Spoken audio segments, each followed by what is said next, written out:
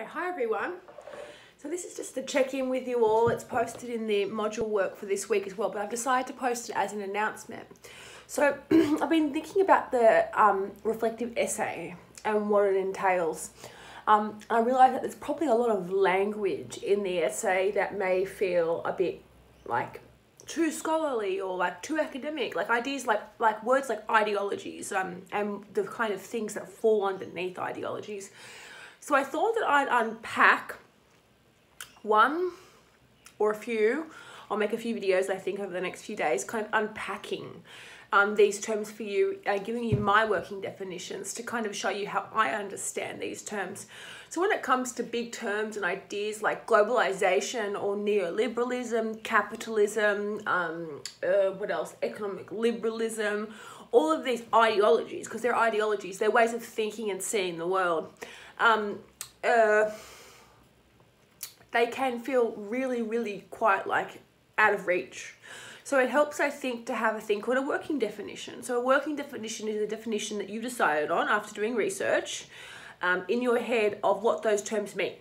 So when you see those terms on the piece of, on like a module activity or in an assignment outline, you go, oh yeah, that's what it means. And then you have like a foundation from which to do research, because all of these terms and like explanations of what these ideologies are, there's no fixed definition. Like the dictionary definition of these terms is not adequate for scholarly sources. But if you kind of do research and you think more about it, you can come up with a good kind of accessible definition in your head that you can use as a good kind of basis. So I thought I would talk a bit, this is all covered in the modules as well, but I thought I'd unpack the idea of neoliberalism a bit for you as well, because it is quite an unwieldy, like kind of wily kind of concept, and it's a concept and ideology, and it's kind of hard to pin down. So neoliberalism is like a 20th century, 21st century kind of fallback on 19th century ideas related to things like free market capitalism and kind of like loosening constraints on like things of social control, like welfare, right?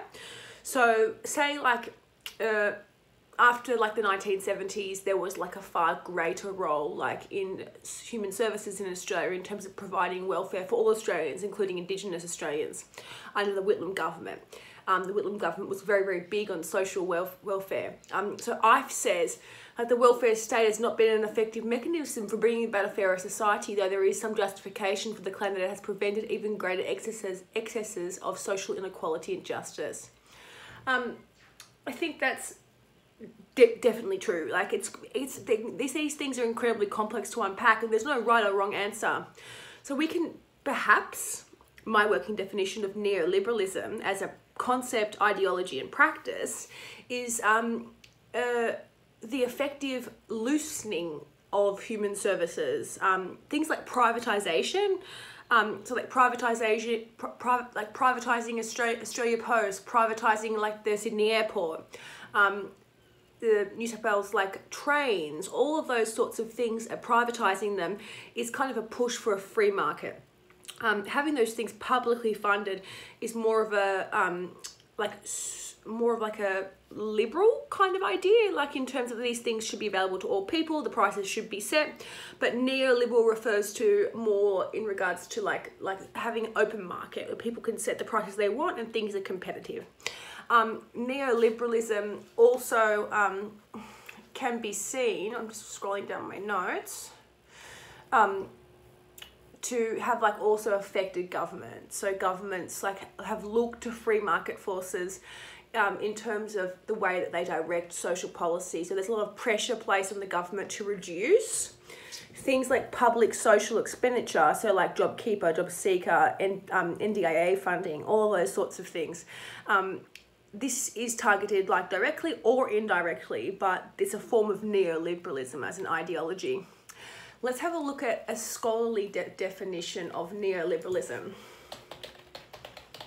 So my working definition of neoliberalism is a return to 19th century ideas of having an open and free market. That's how I would explain it. That's how I would start. That can be applied to different fields. Let's have a look. Let's have a look at this academic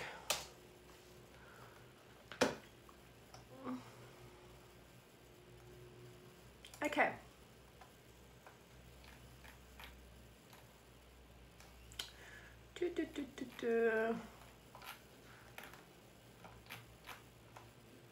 I'm going to actually post one because it's quite, I've had a look and it's really, really complex. So I'm going to post it text-based so you can have a look at it in terms of like your own time and everything.